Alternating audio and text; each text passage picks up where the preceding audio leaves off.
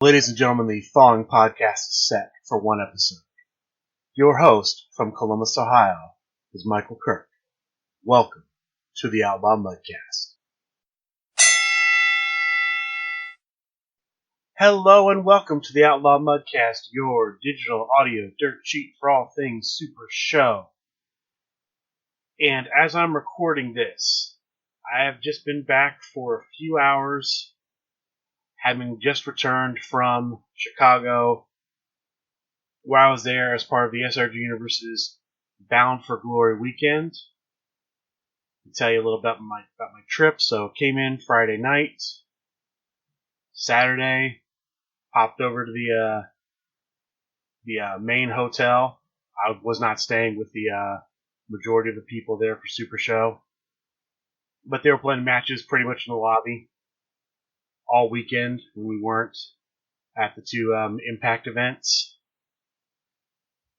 There were quite a lot of matches for the hardcore title. Started off with Chris Pate. I know South Bell held it. And at the end of the tournament, Alan Hawkins walks out using Master of Asmodeus, Keeper of Prisoners, to be the current SRG Hardcore Champion. There were a couple matches that took place during the Saturday night festivities. So Saturday night, they had an event called All Glory. It was essentially a few different smaller promotions having some matches. Some of the talent that was in those matches ended up being on the main Impact Bound for Glory show. They had some meet and greets there, and Supershow had a few tables. There were some of the challenge matches for the tags were made. Girthquake and the Barn Burner was able to beat the Inner Circle. That was the Inner Circle in this case consisted of John Calais and Loudmouth Leo. And the Dangerous Alliance was also able to beat them. So the Dangerous Alliance and Girthquake will have earned something. I do not know what that is yet, but they have earned something special for beating the Tag Team Challenge. Sunday was Bound for Glory. Prior to Bounding for Glory, starting at about, I believe it was around 2 p.m., was the Bound for Glory tournament. I believe it was 30 plus players in the tournament, cutting to a top 20. So all the 3 and 2s, and then 1, 2, and 3 made it. Let me give you a little bit about my experience playing in the tournament. So I was going to play the character I created, DJ Outlaw, but another gentleman, Tim White, who we've talked about him on the show, he emailed us actually about the DJ Outlaw deck, and we advised him on things he could do to sort of improve it. And he actually took that deck in this tournament, 5 bullet rounds before the cut. He went 4-1 using that DJ Outlaw deck, so he did very well using the DJ Outlaw deck. I ended up going 3-2 myself. I was 2-2 going into the final match of the bullet rounds. Played Dizzy LaPinta, I believe is the last name. Sorry, Dizzy, I don't use her last name that often. We talked about Dizzy before on the show. Dizzy, back at the Big Rapids Creative Competition, took Anarchy's Son undefeated into the top cut. So she's a very good player. She very famously beat Loudmouth Leo Larynx online, so she's a tough competitor. It was basically down to the wire for both of us. Whoever won was making the top cut, and I was able to pull it out, but it was a great match. So make the top cut. Ended up taking on Pat the Thinker. First round. It's a tough match, but I ended up pulling that out. Next round, and you have to forgive me because I do not recall the gentleman's name. Faced off. This was a very quick match. Just one of those matches where I won, I think, maybe 4 turns. Was able to play the finish and just rolled high enough to pull it out.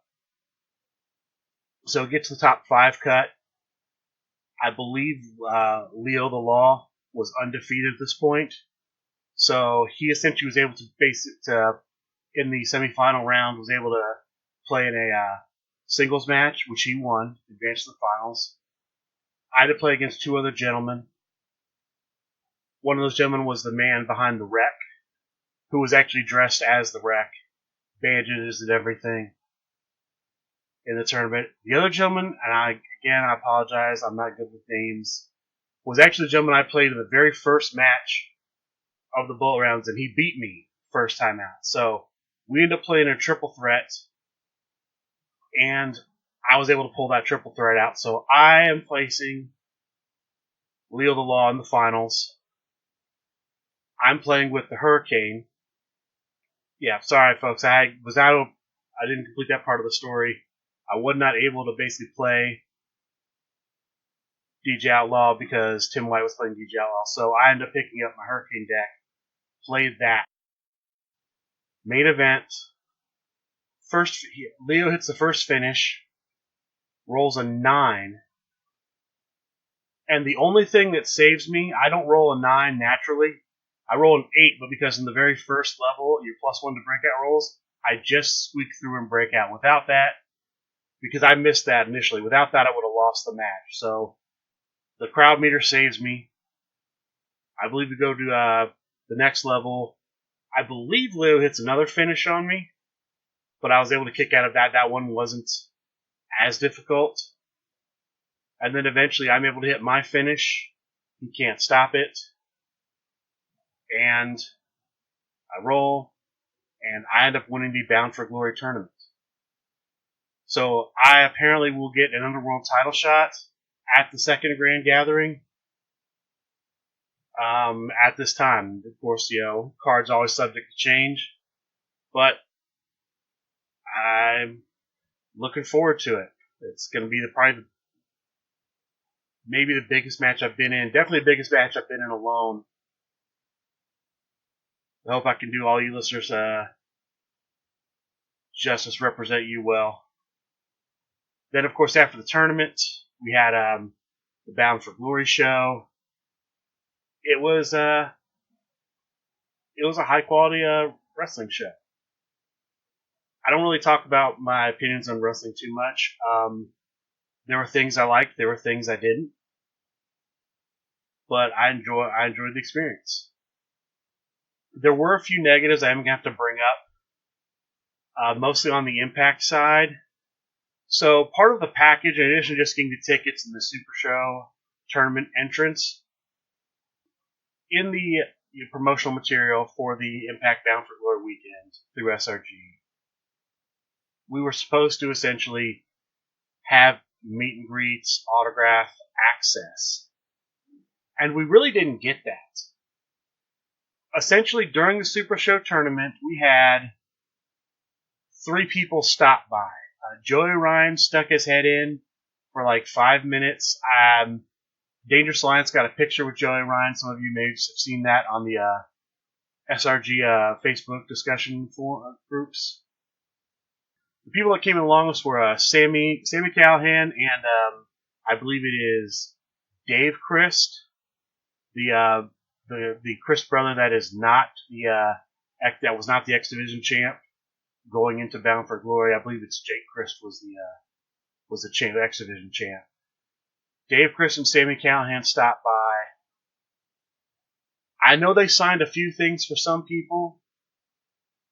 I don't know if they took any pictures. I was actually, unfortunately, not able to meet anybody because it was all this was going on during the tournament. So I was just busy with matches for the most part. So I really didn't get to have anything like signed. And so the meet and greet aspect of the trip was not up to the quality I think we should have gotten. To be compared to the Grand Gathering, we had better access to Impact talent at the Grand Gathering than we did at the actual Impact Bound for Glory. I am not happy with that. I don't know what the SRG is planning to do about that. This is the last time they're ever going to do anything with Impact, or not. If they do something like this again with another promotion, I hope things like this are more hammered out, because I'm very disappointed with that aspect, because in addition to just not getting it, there were opportunities I had that I essentially skipped because my understanding was we're going to have meet and greets, so why would I pay money for meet and greets if the meet and greets are included in my price? To find out that basically, well, we barely had any meet and greets at all. I almost wouldn't even count that. The other negative issue we had was with our seating. We had a big to do with the seating. Apparently, they just didn't block out seats for us like they were supposed to. So there were a couple negatives, and I just have to bring that up because it's part of the experience. The Impact did not do for us what I'd hoped they would have done for us. But otherwise, it's a great weekend. I always enjoy seeing all the people from the SRG Universe. I got to meet quite a few of the people from the Chicago XCW group. They came out to the tournament. I would have hoped that more of them would have come out to like the hotel and hung out with us for the weekend. I understand that, people have lives and things, but it just would have been nice to see them, outside of just that one day. But I got to, a lot of the people that were at the hotel are people I see on a fairly regular basis. A lot of the Rust Belt guys. Bob Dunn was there, but Bob Dunn's pretty much everywhere. I got to see Alan Hawkins was a surprise. Dizzy was definitely a surprise. Wasn't expecting to see her there, but happy to see those two. And, say what you want about Calais and Loudmouth. It's always an experience being around those guys. But overall, it was a good weekend. I enjoyed being up there, enjoyed playing, enjoyed seeing everybody, enjoyed the wrestling show. Just, couple complaints. I just wish that part was more. I believe next time, if they do something like this, we almost need to insist that it's more defined, because it burned us. It burned us pretty good. But that was Impact Bound for Glory weekend. We also had the other big thing that kind of came out this week is the first Payoff Packs started making their way to people. The Payoff Packs that were available on the website. My Payoff Pack essentially arrived at my house about an hour after I got on the road to leave to Chicago, so I wasn't able to have it with me, but I have it here right now. I know there have been a lot of unboxing videos, but get ready to hear the first unboxing audio. Got it right here. I'm going to pull it up to the mic and open the box. I've already taken the plastic off, at least the box. So it comes with a Supershow die. It's got 2 packages of cards. The first one is a shrink wrap package. The second is it's one of those little how would I describe it? It's a little cellophane. It's not like a card sleeve. It's more like an envelope. It's the same thing. All the competitor sets come. It's that. So let me open up the shrink wrap portion first. This is the 1 through 27 deck. We get a pair of scissors here and cut that plastic a little bit. I'm just going to read off the cards. The more interesting cards, I will tell you what they do. For the most part, a lot of these cards you're going to be familiar with. So, open up the 1 through 27 right now. First card is an entrance card. Live music by Bilo. It's got a spectacle in it. Ringside pep talk with. It's got a little card that describes essentially it says the Payoff Pack extras, skill requirement cards, entrance cards, and section cards. I like this because I think it's just a nice little reference card. And so here are the cards that are in this: Volley of Strikes, Lock Up, Snap Headlock, double chop, throw into the corner, armbar, knife edge chop, Greco-Roman takedown, front chancery, knee lift, belly to back suplex, side chin lock, flying shoulder tackle, DDT, inverted leg lock, flying back elbow, Sambo suplex, torture rack backbreaker, elbow strikes, face drop, spinning arm lock, Armenian power punch, and we'll talk about those in a little bit, super arm drag, finger snap, butt stomp, side effect, and chicken wing. Set this power punch off to the side because we'll get to those cards in a minute. And we open up the second envelope.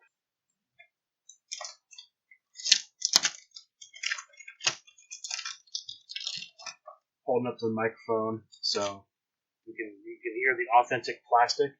And of course, it starts with a blank card. I know some people were collecting the blank cards at the over the weekend.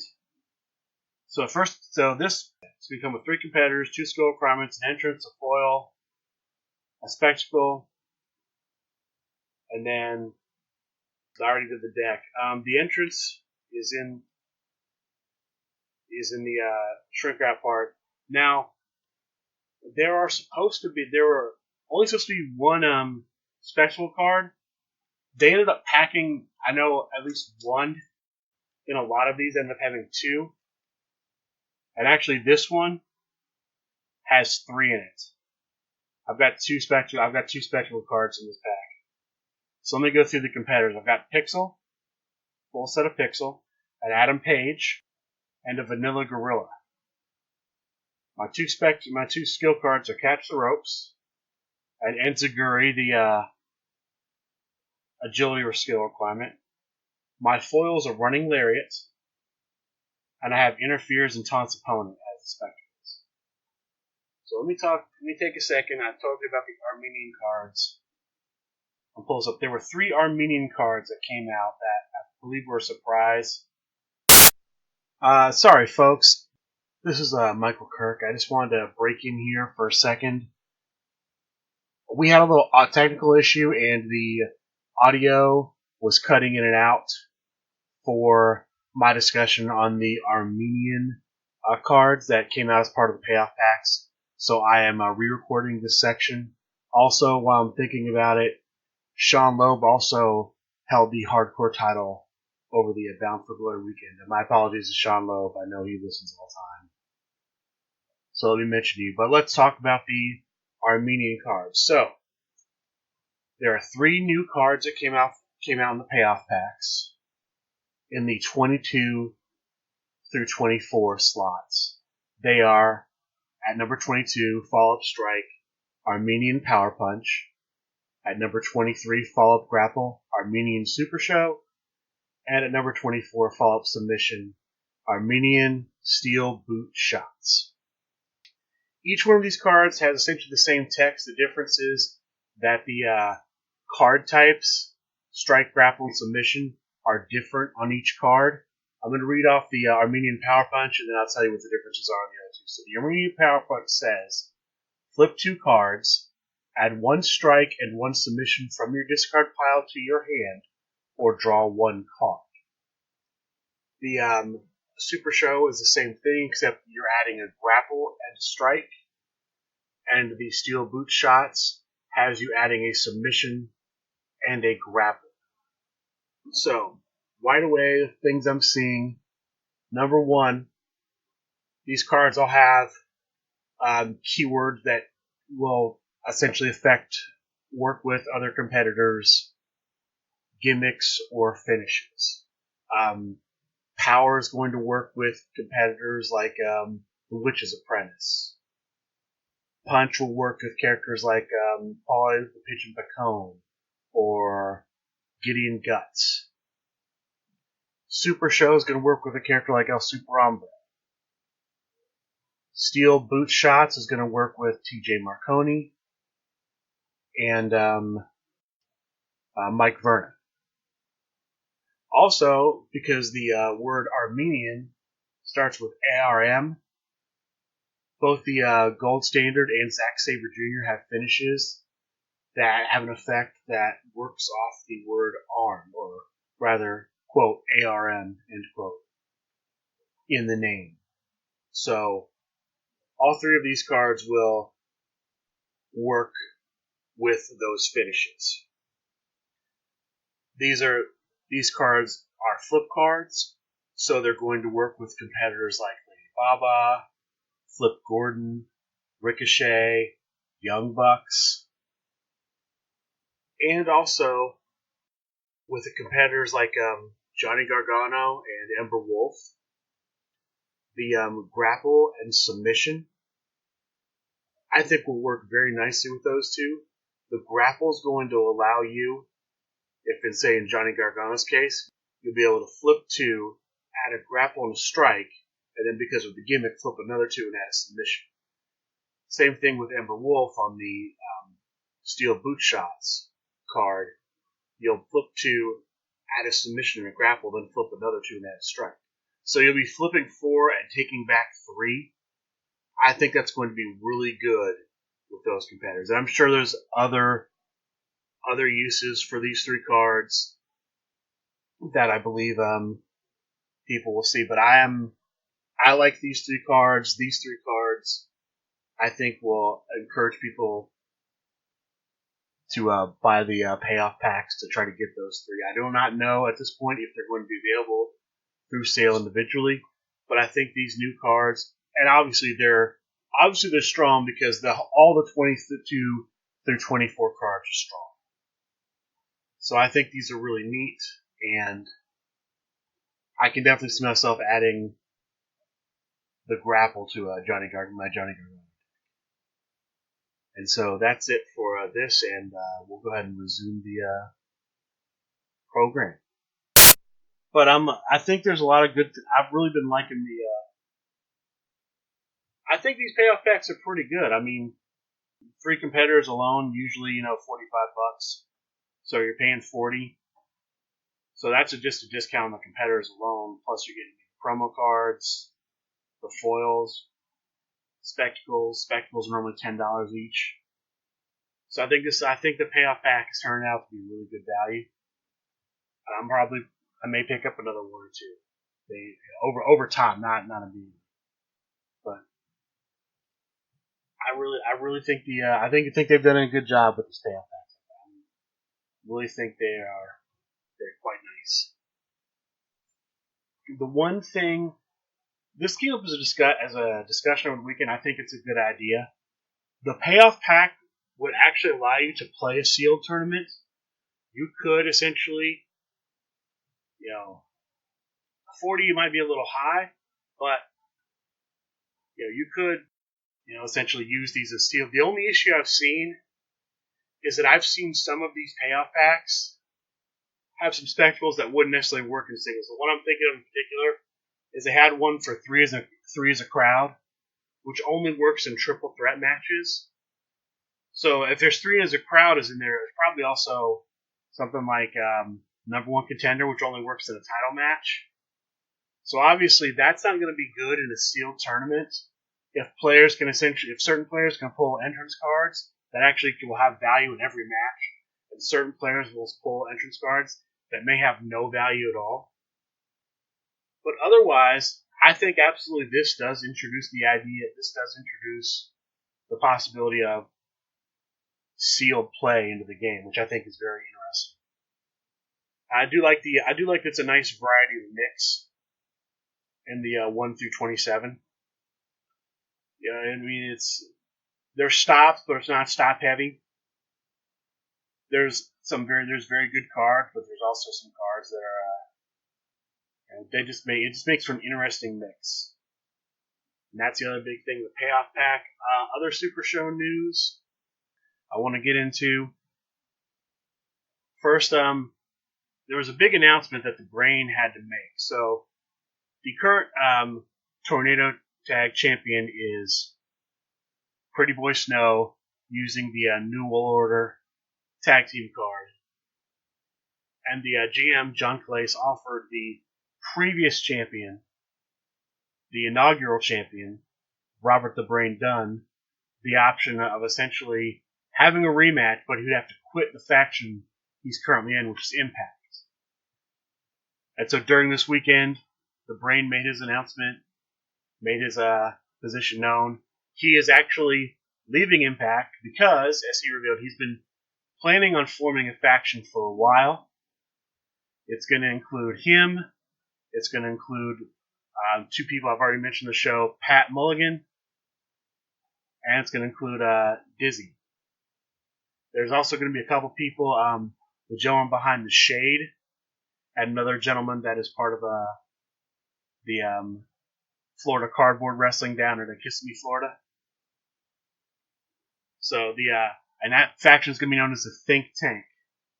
So Robert the Brain is going to be leading the Think Tank, which I think is a great name. And the other big news, FREECON. FREECON is coming up a week from yesterday. So next Sunday, the 27th, in Fall River, Massachusetts, at Game King, you will have, I believe it's the 7th anniversary of the Game King store. James DeMello of the compound of Revolutionary Championship Wrestling, and Brian Waitford Schmidt, they are hosting this create a competitor tournament. There is no entrance fee. It is completely free to play. They're also doing some giveaways. I saw a raffle. It's going to be 11 o'clock that Sunday. I would encourage everyone who can go to go. Because, I mean, any opportunity to get a competitor created is a great opportunity. And especially because there is no entrance fee. It's just a great opportunity to have. There are going to also be promo cards. And thank you to James DeMello for allowing me to discuss one of those promo cards. It's a spectacle. There's a story behind the spectacle. I don't know what that story is. I would be interested in hearing the story. And stay with me on this name, because I'm going to have to read this, and it's a little weird. The name of the spectacle is Traps Them in the Bathroom. Here's what this spectacle does. Once a match, when the crowd leader is 1 or greater, during your opponent's turn, you may reveal this card, and your opponent cannot reveal a spectacle card until the end of the turn. So my first thought looking at this is, this shouldn't affect anything like taunts opponent or does the impossible, because it'd be the same player who you essentially would have to play this instead of playing those. The only thing I can think of is, so there are spectacles out there you can play that when you play them, they end your turn. And what I'm thinking looking at this is, this would essentially force the player, if you play this, to basically either play a card or bury a card. They couldn't basically play a spectacle to end their turn and bypass playing or burying. I don't know what the impetus was for creating this spectacle. I don't know what the thought process was behind this effect. But that's kind of what I'm seeing is, this would be something where, let me think of the spectacle. I'm thinking, hold on.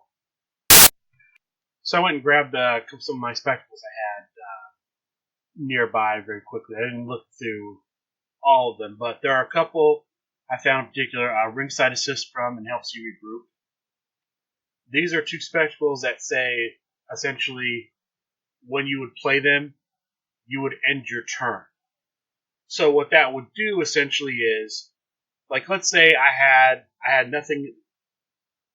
So both of these spectacles, for example, trigger off effects when you have one or fewer cards in your hand. Ringside Assist from says, once during a match, during your turn, when you have one or fewer cards in your hand, if you've not played a card, you may reveal this card and your opponent buries 3 cards in their hand, end your turn. The other one says, Once a match during your turn, when you have one or fewer cards in your hand, you may reveal this card to draw 3 cards and your turn. So what the Spectacle Traps Them in the Bathroom would do is it would, in the case of the ringside assist from, if I was attempting to play that, I can't play a card, so I'd have to bury. Helps you regroup. It's one or fewer, so I could play a card or I could bury. But what this card Traps Them in the Bathroom does is it forces me, in the case of these, to make a choice. Because I can't because I would have to essentially, I would have to basically complete my turn on. Traps Them in the Bathroom says I have to either play a card or bury a card to play a Spectacle. So if I'm trying to essentially play one of these two, like helps you group ringside assist from, and I'm just trying to say, okay, I'll play this to get cards or force my opponent to bury, and then this way I don't have to say bury a card that I want to keep in the discard pile. This would force me to bury that card I want to keep in the discard pile. That's my thought process, looking at it, trying to figure out why this is like this.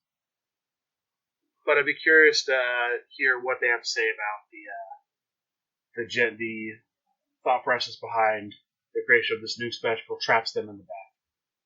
So thank you to James DeMello for giving me that card, allowing me to spoil that here on the Mudcast. If you're going to be out in that area, if you're in the New England tri-state area, if it's not too much, if you're able to travel, I'd recommend definitely traveling to go to FREECON. Again, Sunday, October 27th, I believe it is at an 11 a.m. start time. Head out there, try your hand to create your own competitor if you can pull off the victory. Speaking of creating a competitor, the annual Create a Competitor competition is back on. Submissions are due by the end of this month, so I believe that's October 31st. I'm going to guess midnight. They may refine that. But you have until the end of the month to submit your competitor for the Create a Competitor competition. Just essentially describe your character in detail, backstory, look, just everything about a competitor except essentially, the mechanics. They don't want to know your skills. They don't want to know what your gimmick might be. They just want to know, who is this competitor? From what I've heard, they're going to take around the top 30 or so and put those in a competition. The winner will be made into the game. I'm going to once again try my hand in this competition. Last year, I submitted Ursus the Wrestling Bear. He's going back in the contest. I am going to see if this year is the year of the bear. If Ursus the Wrestling Bear, a wrestling bear in the tradition of Terrible Ted and Victor the Wrestling Bear, will make the LFF. There have been so many great wrestlers that have wrestled bears. As Daniel Bryan has said, you're nobody unless you wrestled a bear. So if you want the opportunity to wrestle a bear in the LFF, vote Ursus the Wrestling Bear. I will be writing up my submission and hopefully submitting that soon, definitely before the deadline. But look, there's a lot of great competitors out there. If you want to have your competitor made in the LFF, write it up, send it in. Who knows who, I'm hoping my bear makes it, but who knows who's going to catch fire, who the community is going to just fall in love with. Send in your submission. It's always a great time seeing all the people creating their characters, cutting the promos, trying to get the votes.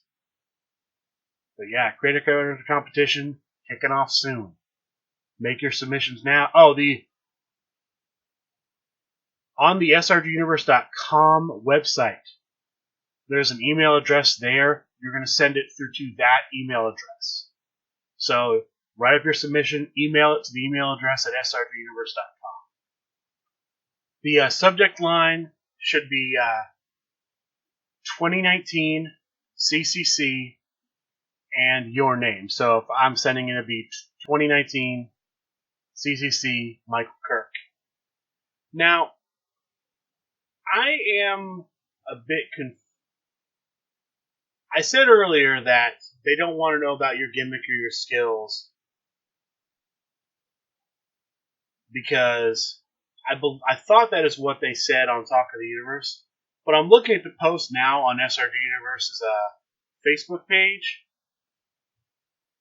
and it looks like they want to know, at least from what's written here, what their finishers are. Describe the finishing moves. What's the gimmick? So I don't know what they want. Hopefully they'll elaborate a little bit more. But I would focus on describing sort of look, backstory. I would be more about the aesthetic of your character and not so much, how they play out in the card game. That would be what I would suggest for your submission. More about just sort of, what do they like, what do they look like, what do they act like, why are they the way they are, than the actual just nuts and bolts of, what are their stats, what's their gimmick. They want somebody in the they want somebody in the Supershow. They want a personality. I mean, that's what they're looking for. So that's the CCC ongoing now. I believe it's going to be in 2 weekends from now. Well, 3 weekends from now. The 9th is going to be the Flat Saturday 2. It's going to be a comic book world on Saturday. Tickets are available for sale now. The pre-order on SRGUniverse.com. I believe that's under the special deal section. I'm planning on going. I hope to see a lot of you there. And those are the big things upcoming over the next couple of weeks for Supershow.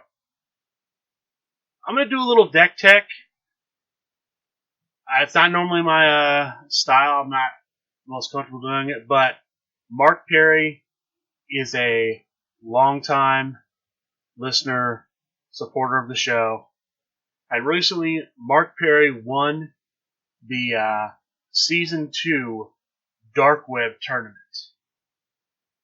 And he asked me if I would essentially cover his deck, his winning deck, on the Mudcast. And so, for you, Mark, I'm going to cover a competitor honestly, I've never looked at, but I know he's a great competitor. I know Pulverino had success with him. I want to say at a past Gen Con.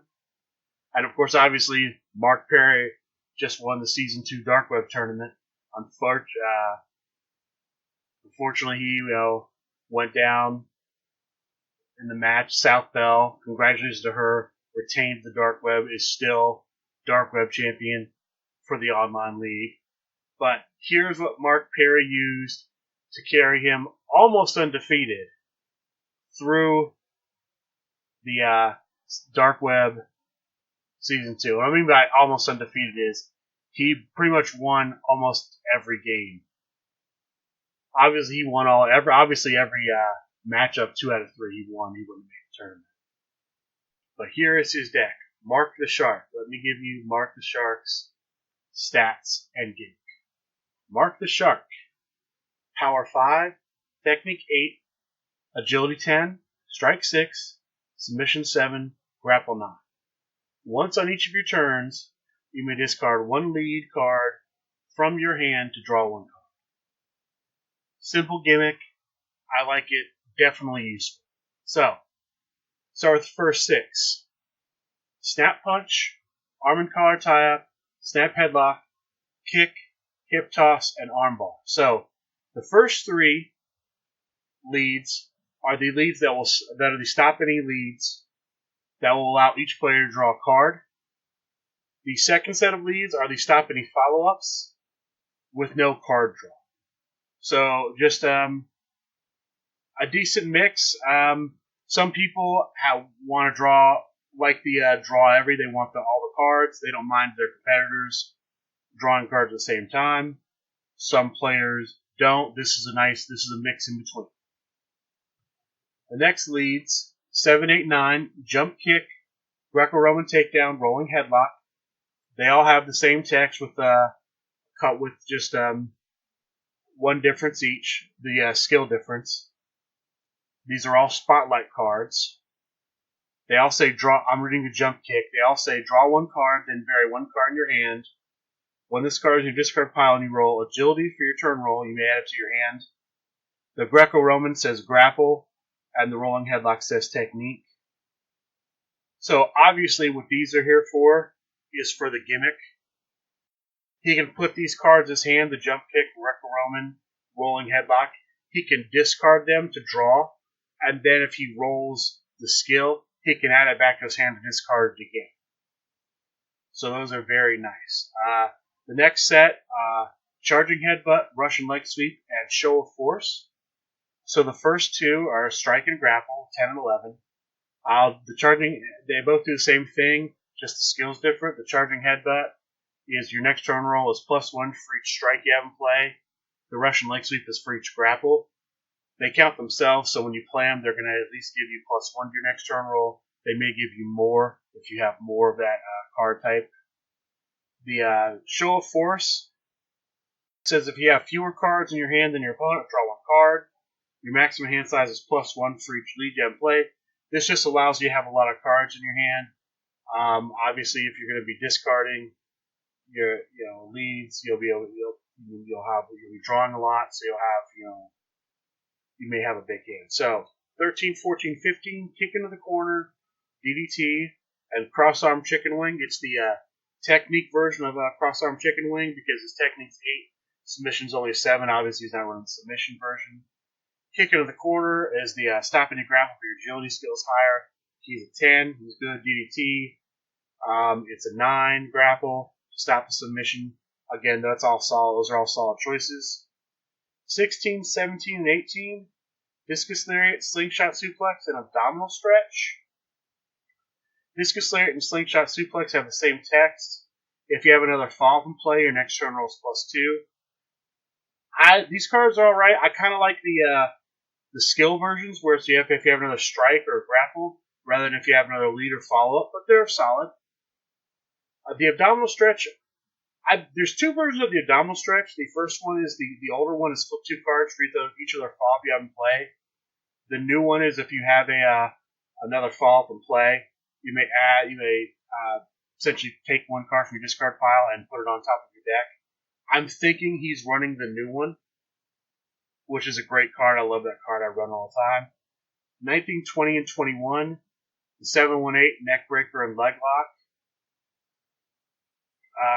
All great cards. He's got an agility of 10, so he can absolutely pack the 718.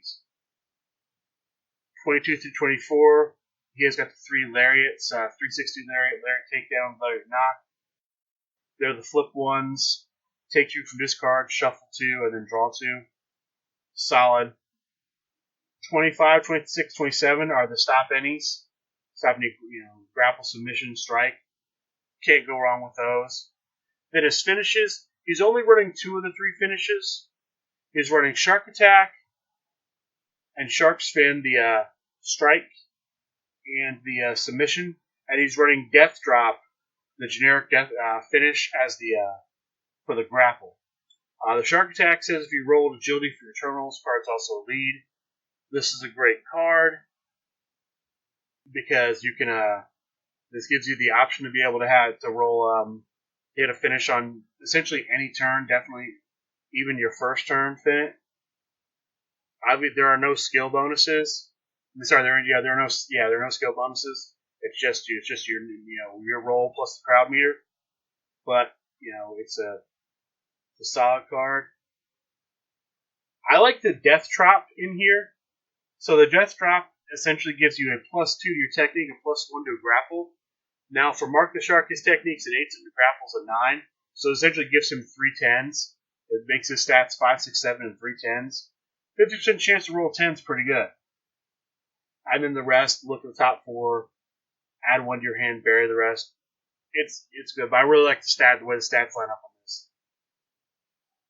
The Shark Spin, it bumps a 7 to a 10, gives them 2 10s. Each time your opponent rolls for a breakout roll, draw 1 card. So you can theoretically, draw up to 3 cards. You're gonna minimum draw 1 because they're gonna roll 1 breakout. And if they break out in the third roll, you're gonna end up drawing 3. So that was the Mark the Shark deck from Mark Perry. I like that. Thank you for sending that in, Mark. And I believe that's going to do it for our show this week.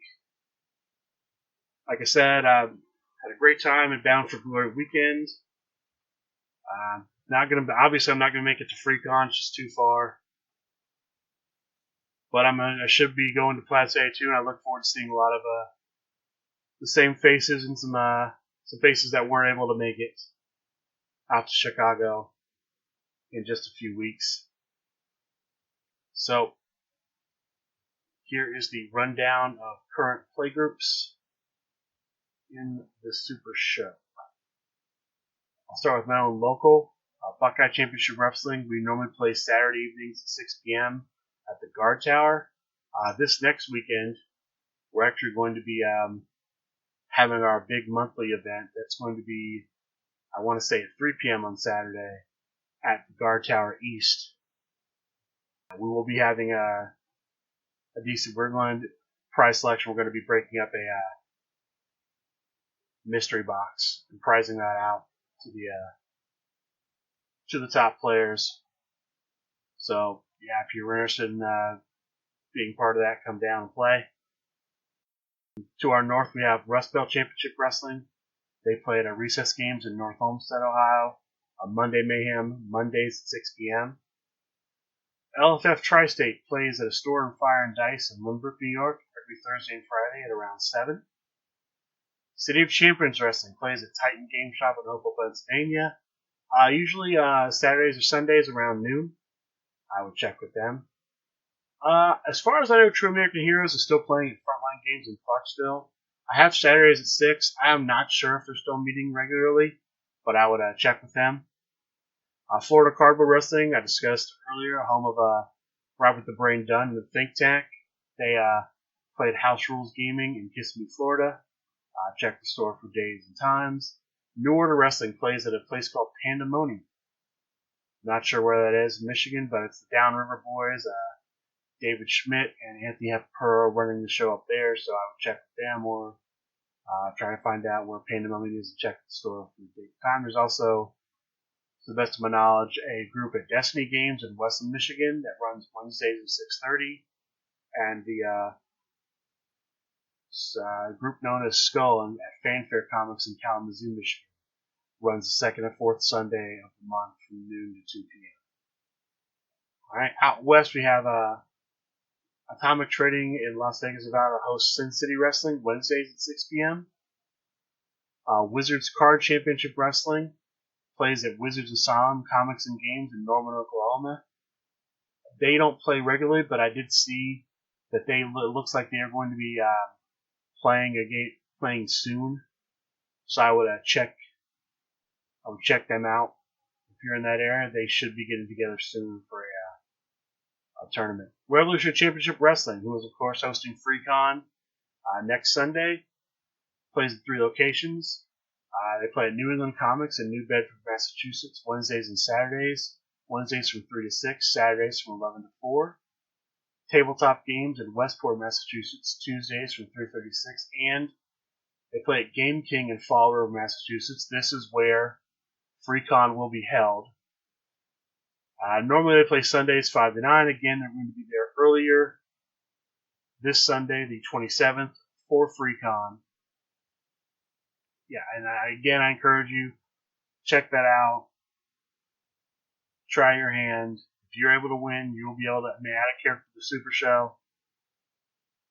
There's going to be plenty of prizes, promo cards, like traps them in the bathroom.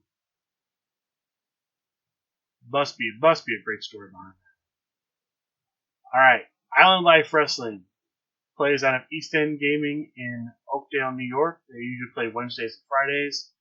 Check the store for times. Outpost Games in Glendale, Arizona hosts Outpost Wrestling. I have Saturdays from 11 to 2 listed. Meeple People Wrestling plays at Highlander Games in Boonton, New Jersey. Check with the store for dates and times. And then the Alternate Universe's stores in Pennsylvania have 2 locations that host games. They have a location known as AU Bluebell in East Norton, Pennsylvania, and they have a location known as AU Holmes in Holmes, Pennsylvania. I have Sundays at noon for the Holmes location, and then I have for the East Norton location, check with the store for dates and times. And that is it for the current list of playgroups. If you would like your store to be added to the list of playgroups, if you would like to ask any questions, leave any feedback, make any comments, you can reach out to me personally through Facebook Messenger. You can also email the show. We're outlawmudcast@gmail.com, or you can send us a direct message on Twitter. We are at Outlaw Mudcast on Twitter. Thank you, and good day.